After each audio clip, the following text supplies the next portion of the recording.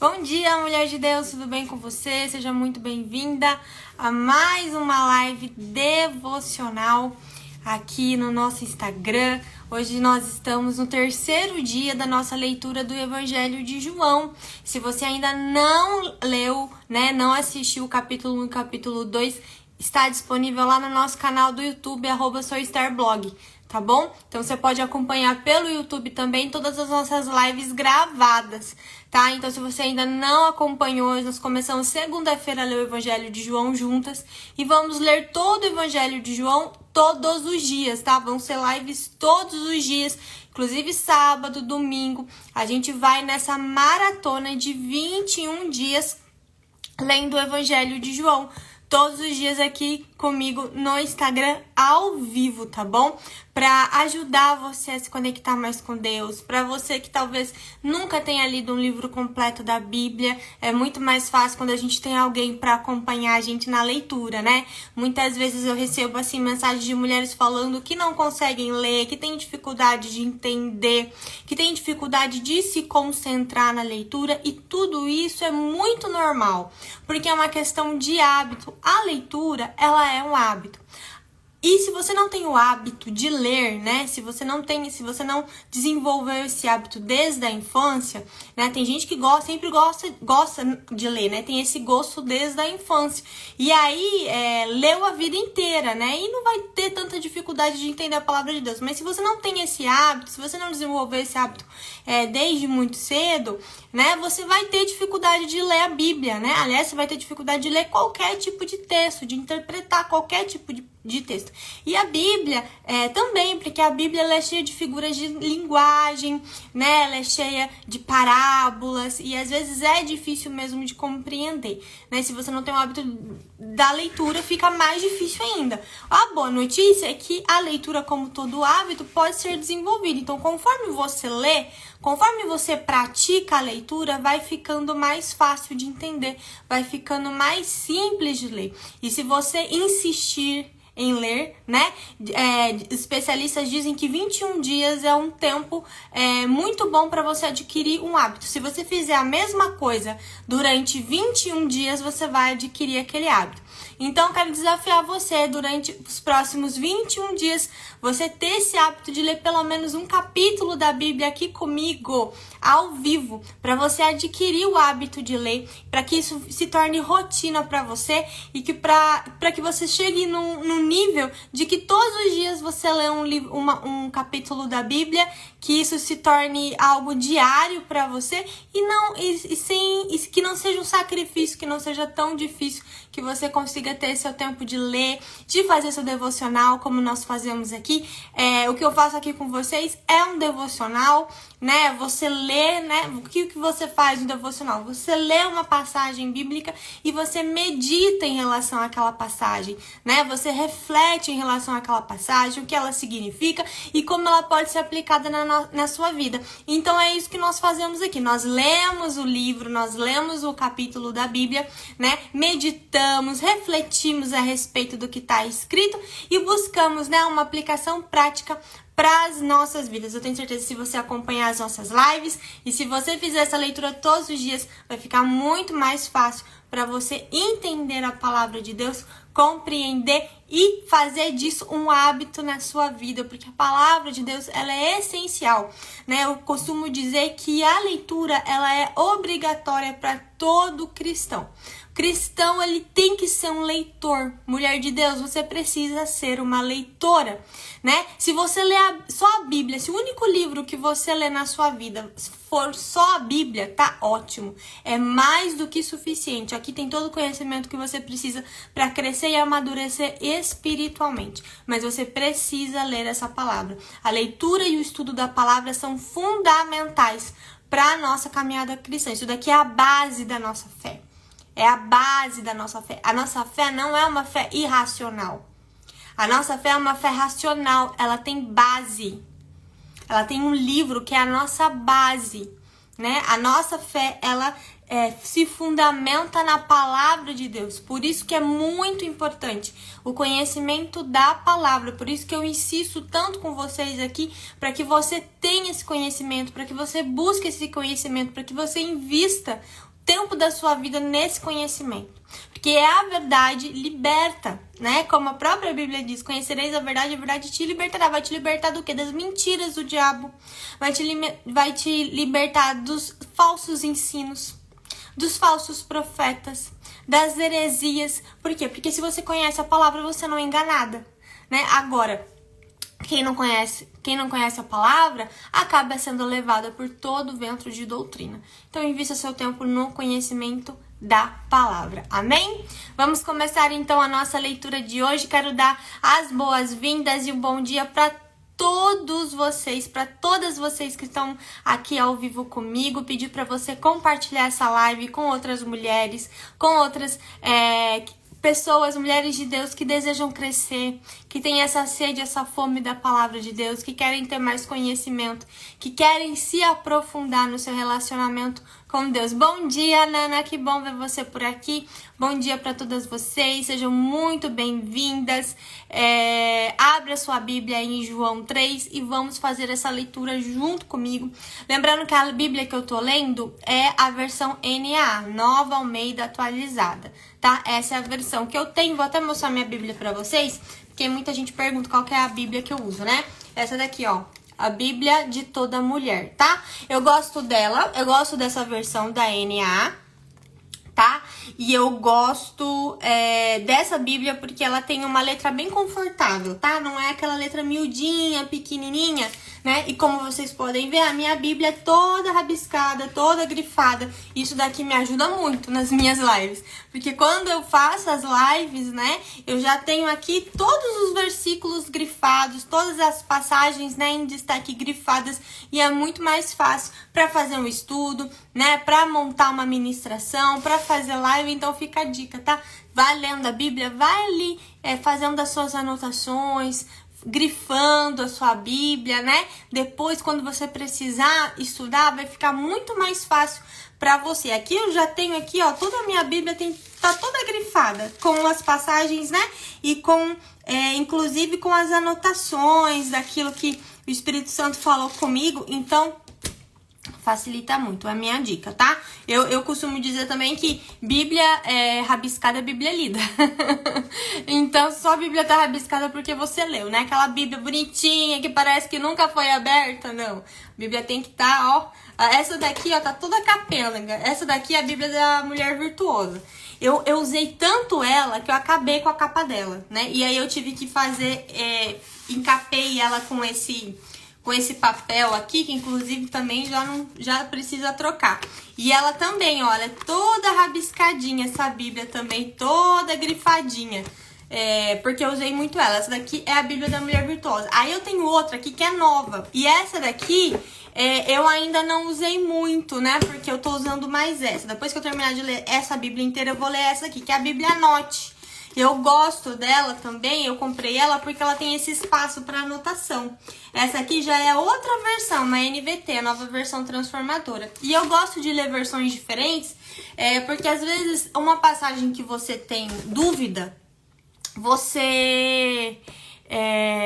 uma passagem que você tem dúvida, quando você lê em outra versão, fica mais claro. Eu gosto de comparar as versões quando eu tenho dúvida em relação a alguma passagem.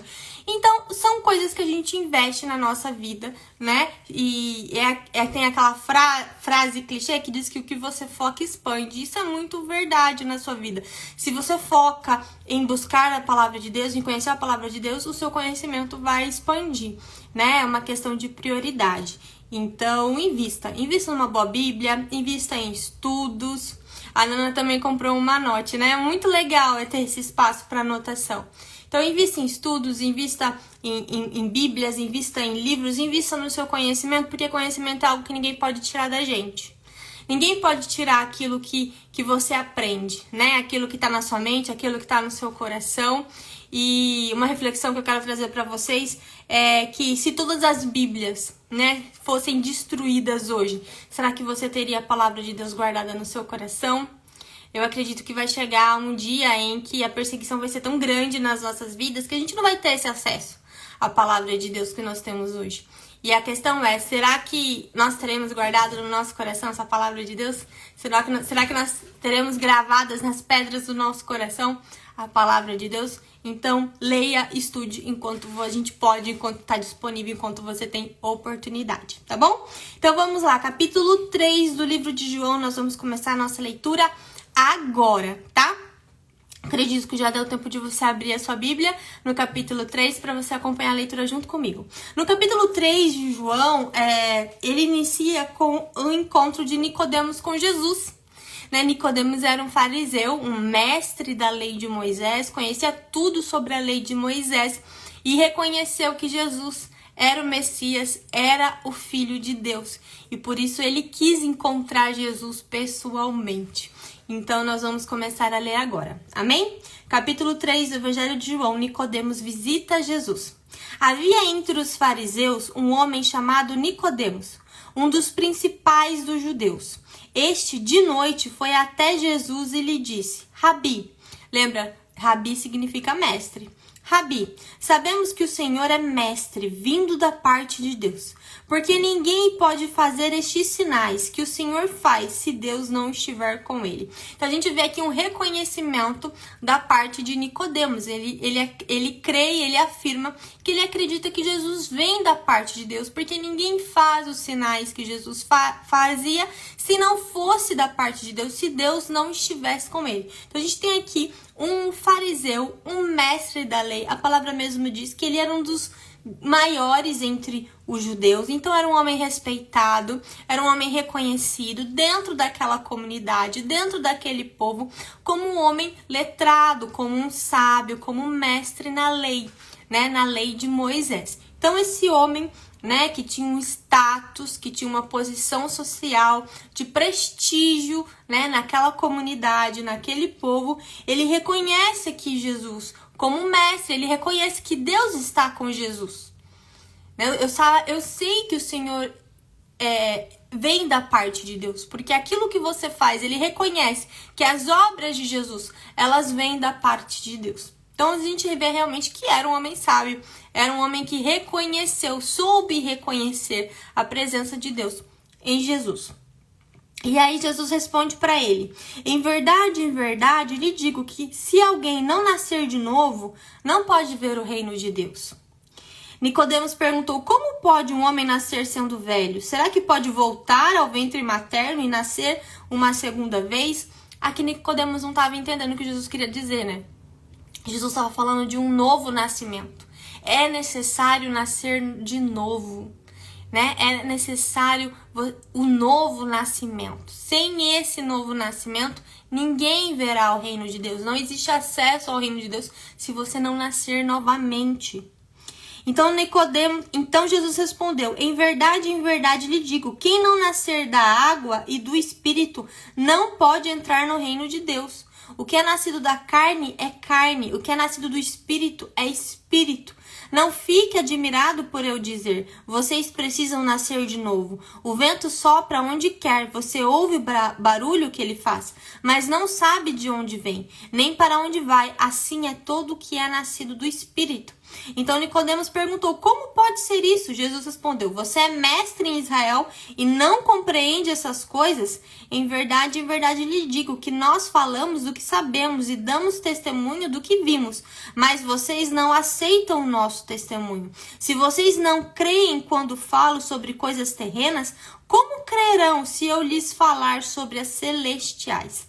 Ora, ninguém surgiu ao céu a não ser aquele que de lá desceu, o Filho do Homem. E assim como Moisés levantou a serpente no deserto, assim também é necessário que o Filho do Homem seja levantado, para que todo o que nele crê tenha vida eterna. Então aqui Nicodemos fica admirado com Jesus. Porque como assim vou nascer de novo? Eu posso voltar para o ventre da minha mãe e nascer de novo? Aqui Jesus não estava falando de um nascimento na carne, de um nascimento natural, mas de um nascimento sobrenatural, de um novo nascimento. É necessário nascer de novo, Aqui Jesus fala, é necessário nascer de novo no Espírito.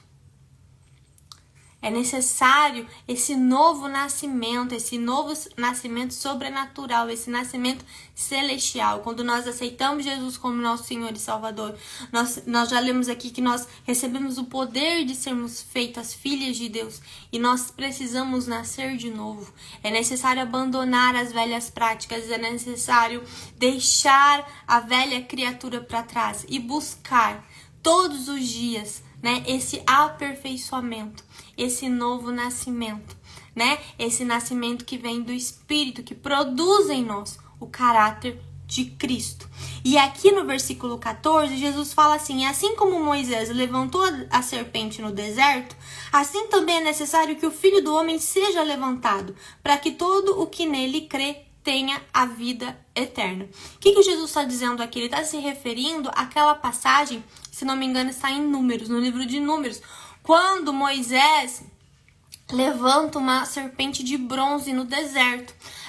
Vocês sabem, né? Lá no deserto, o povo no deserto, eles frequentemente murmuravam contra Deus, né? Então, eles não reconheciam o poder de Deus, eles tinham essa dificuldade de confiar em Deus.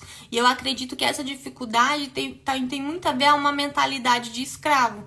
Eles saíram do Egito, mas eles continuavam escravos. Então, eles tinham essa dificuldade, apesar das maravilhas e das experiências sobrenaturais que eles viveram, dessa libertação que foi incrível, né? A forma como Deus libertou eles, os sinais, as maravilhas. Apesar de tudo isso, eles tinham ainda dificuldade de confiar em Deus e frequentemente murmuravam e reclamavam contra Deus. E em um desses momentos, Deus enviou serpentes para disciplinar esse povo. E muitas pessoas foram picadas por essas serpentes e morreram, né? Por conta das serpentes. Então esse povo clamou a Moisés e pediu para que Moisés orasse a Deus para que mandassem as serpentes embora, né? Para que livrassem eles daquela praga, daquelas serpentes. E Deus então falou para Moisés em resposta, quando Moisés intercede pelo povo, Deus fala para Moisés então construir uma serpente de bronze e levantar essa serpente no meio do povo. Todos que fossem picados e olhassem para aquela serpente seriam curados.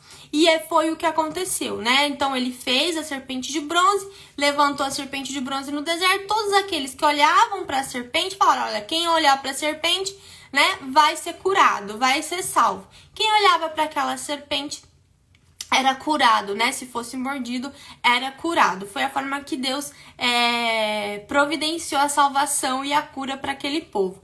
E aqui Jesus faz menção a essa passagem e fala: assim como Moisés levantou a serpente no deserto para salvar e curar aquele povo, é também necessário que o Filho do Homem seja levantado. Então é necessário que ele seja levantado, né? E aí ele está se referindo à morte de cruz, que ele seja levantado para que todo aquele que nele crê tenha a vida eterna. Então o que Jesus está falando? Da mesma forma que o povo foi curado quando a serpente foi levantada, quando eu for levantado, todo aquele que crer em mim, todo aquele que olhar para mim, todo aquele que se voltar para mim, será salvo, será curado. Né? Então é isso, como Nicodemos estava com dificuldade de entender o que Jesus queria dizer naquele momento, Jesus então resgata, né, essa história do Antigo Testamento, né, como eu acredito que porque Nicodemos era conhecedor, né, da lei de Moisés, ele traz essa história e fala: olha, é a mesma situação. Assim como aquela serpente, eu também serei levantado para que todo aquele que crer em mim nasça novamente, tenha o novo nascimento, a experiência do novo nascimento e tenha a vida eterna, e seja salvo e seja curado eternamente, tá bom? Então vamos continuar lendo aqui. E Jesus continua falando com Nicodemos. E ele fala assim: porque Deus amou o mundo, né? João 3,16. Porque Deus amou o mundo de tal maneira que deu seu Filho unigênito, para que todo aquele que nele crê não pereça, mas tenha vida eterna. Porque Deus enviou seu Filho ao mundo, não para que condenasse o mundo, mas para que o mundo fosse salvo por ele, por meio dele. Então aqui Jesus está falando: eu não vim para condenar. O Senhor não me mandou para condenar, Deus não me mandou para condenar, mas Deus me mandou para que todo aquele que crer em mim seja salvo, tenha vida eterna.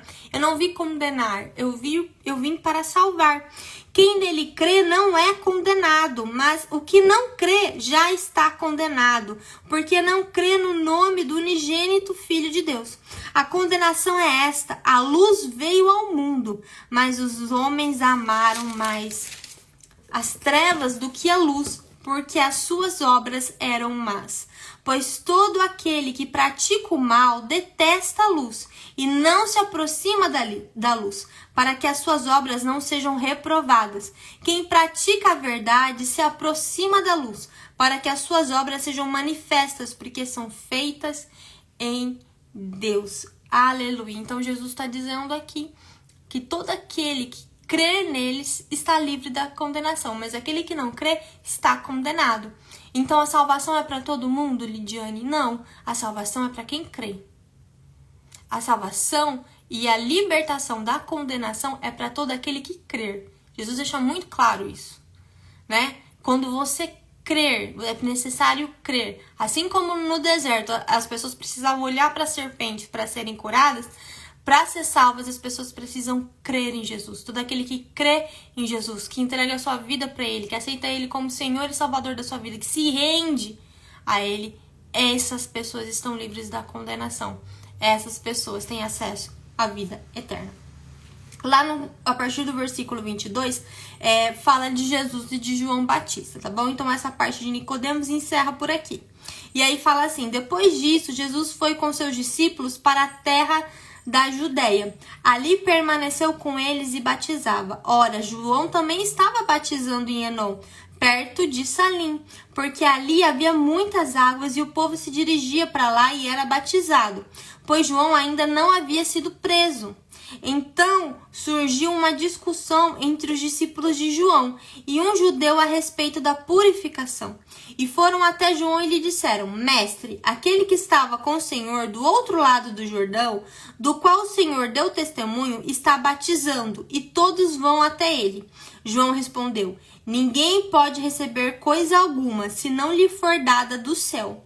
Vocês mesmos são testemunhas do que eu disse. Eu não sou o Cristo, mas fui enviado como seu precursor. O que tem a noiva é o noivo. O amigo do noivo que está presente e o escuta se alegra muito por causa da voz do noivo, pois essa alegria já se cumpriu em mim. Convém que ele cresça e que eu diminua. É incrível a consciência de João Batista.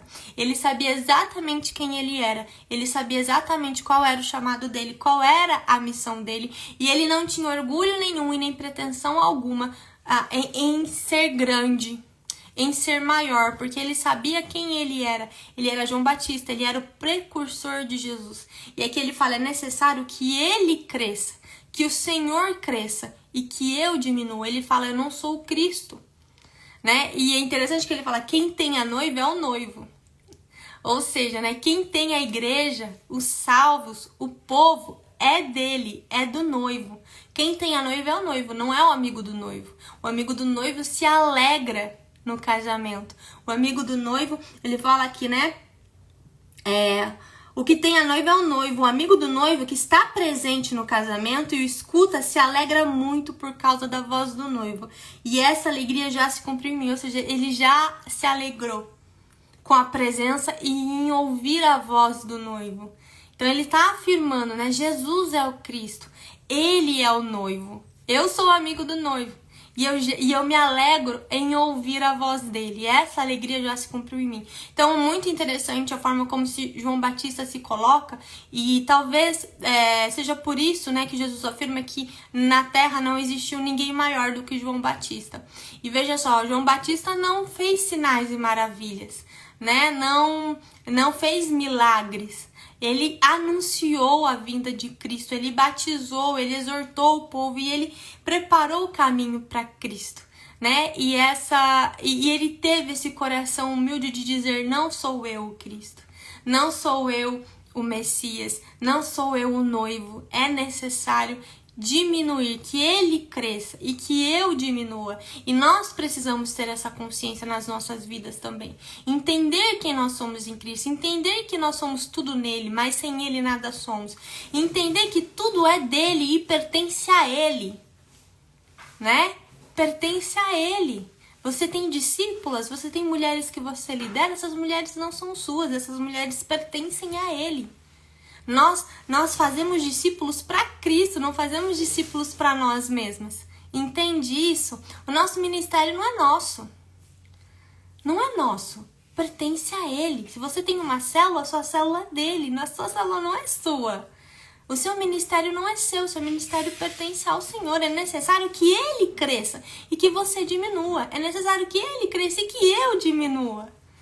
Que ele cresça e que nós diminuamos, que nosso ego diminua, que nosso orgulho diminua, né? Que nós possamos ter esse senso de humildade que João Batista tinha para entender quem ele era, qual era o chamado dele, qual era o propósito dele e qual era o papel de Jesus na vida dele. Amém? Aquele que vem do céu. Versículo 31. Quem vem das alturas certamente está acima de todos.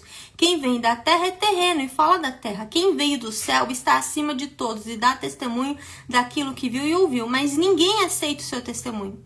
Quem, porém, aceita o testemunho que ele dá, certifica que Deus é verdadeiro. Pois aquele que Deus enviou fala a palavra de Deus. Porque Deus não dá o Espírito por medida. O Pai ama o Filho e entregou todas as coisas nas mãos dele. Por isso, quem crê no Filho tem a vida eterna. Quem se mantém rebelde contra o Filho não verá a vida, mas sobre ele permanece a ira de Deus. Amém. Aqui encerra, então, o capítulo 3 de João. O que nós aprendemos aqui, né? É necessário nascer de novo. É necessário crer em Jesus como seu Senhor e salvação. A salvação, né? E a libertação da condenação é para todo aquele que crê em Cristo. Então é necessário se render a Ele. E é necessário que Ele cresça para que você diminua. Que você entenda que não é sobre você. Não é sobre o que você pode fazer. Não é sobre seus dons, sobre suas habilidades. É sobre a obra de Jesus na sua vida e através da sua vida. Que ele cresça e que você diminua. Que ele cresça e que eu diminua. Amém? Vamos orar então, encerrar nossa live de hoje, tá bom? Amanhã a gente volta então com o capítulo 4. Quero lembrar vocês que todas as lives vão ficar salvas lá no nosso canal do YouTube. Você pode acompanhar toda a série de lives por lá, tá bom? Lá já tá o capítulo 1, capítulo 2, hoje eu vou colocar essa live, o capítulo 3, e todos os dias você pode conferir por lá também, tá bom? Vamos orar então, se você puder, você pode fechar os seus olhos, senão é só concordar em fé. Amém? Senhor, muito obrigada pela sua palavra, que é viva, que é eficaz, que liberta, que arranca as escamas dos olhos, que nos ensina a verdade, que nos exorta, que nos disciplina e que nos traz, Senhor, a consciência de quem nós somos em Cristo. Que o Senhor cresça em nós e que o nosso ego, que o nosso egoísmo diminua, Senhor, que o nosso orgulho diminua.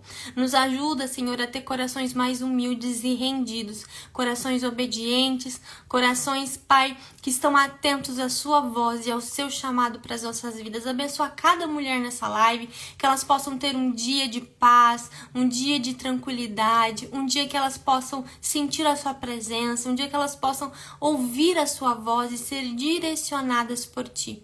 Em nome de Jesus nós oramos. Amém? E amém. Muito obrigada pela sua companhia, mulher de Deus. Até amanhã então, tá bom? Amanhã a gente volta para continuar lendo o livro de João. Vamos ler o capítulo 4. Beijo no seu coração e até amanhã.